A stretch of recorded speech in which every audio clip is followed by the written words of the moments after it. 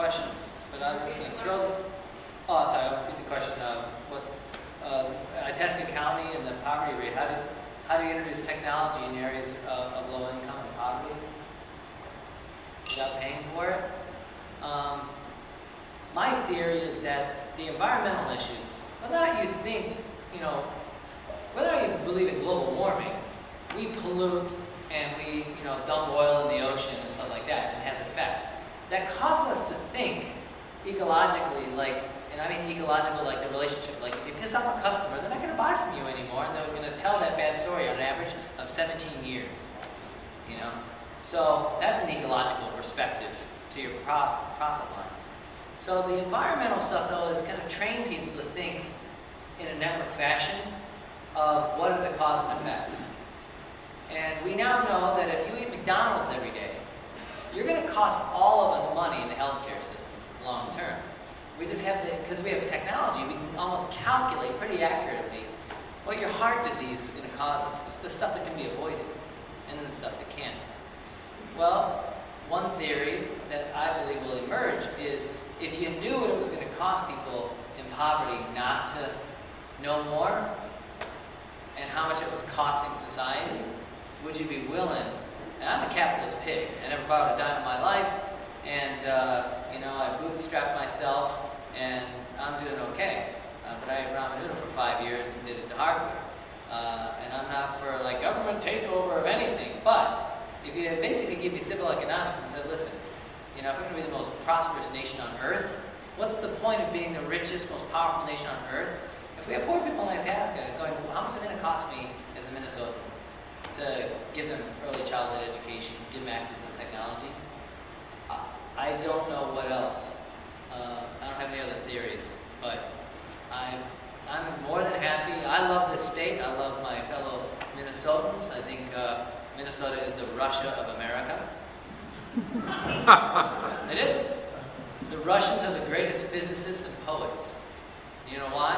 Because it's cold in Russia. There's nothing to do in the winter but sit by the fire and strategize. That's why some of the greatest brands come from Minnesota. We work harder here. Right? The weather kills off all the weaklings that don't want to live here. Our blood is thicker and our days are longer.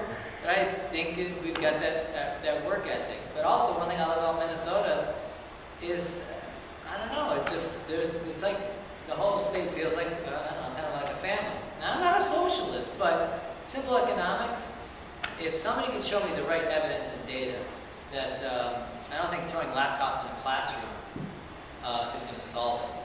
But kids are teaching themselves. If you want to watch something that blew my mind on education, if you ever watch those TED Talks online, TED.com, there's one by a guy named Sugata Mitra, S-U-G-A-T-A. His last name is Mitra, M-I-T-R-A. Now, this is his third TED Talk. The first one he gave was about 10 years ago, and he's in early childhood education. So he went to the middle of this nowhere village in India where none of the kids can read or write or even speak English. And he put a couple computers in a plywood box, and every day at 10 a.m., the plywood door opened. And there was a touch screen with a keyboard. And he didn't leave any instructions or anything.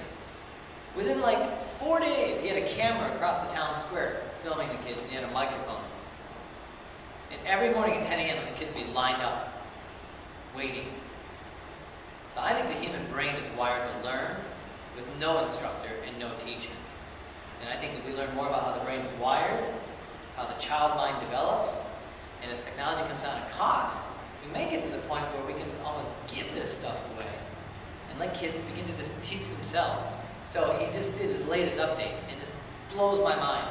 He walked into, he did a school in Italy, and he did one in India again, and he designed these pods. He learned that kids on average, they tend to cluster in groups of 4.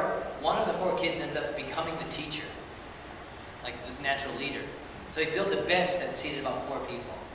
You don't want one person because it's isolated. You learn more when you're with other people. And so he modified the software now so they can learn them and teach themselves things. And they were searching Google with not even knowing the English letter characters. And rapidly they were teaching themselves. So he's been mapping out how are they doing this, What's behind it? How can we exploit it? So then he went to a school in Italy, kids that don't speak English, and he said, here are some computers. I don't really know how they work. I have two questions for you. One, why did the dinosaurs die off? And he had the question in English on the slide, not in Italian. And he goes, the next question is, what did he say? Who was Pythagoras and why is he important? And so he's like, I'm leaving. I will be back in 2 months. And he came back to the school 2 months later. And basically the kids taught themselves how to do enough basic English, and then they typed it down, they Googled it, and they found the answer. And is that the same as comprehension? I don't know, and I don't really care. All I know is these kids didn't have to be prodded to do it, they just did it on their own. And that seems like a clue as to kids of all backgrounds are curious, and the cost of this stuff is getting so cheap that I think there'll be a lot of experimentation. I also think a lot of the technical people, when they retire from business or they choose what they want to do, increasingly, I know when I retire from business, I'm going to be a teacher.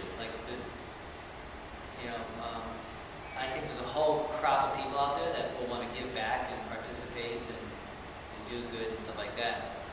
So when he asked him about the dinosaurs, and rapidly, photos were coming up, and he asked him about Pythagoras, and they're like, oh, you mispronounced it. It's called Pitagora.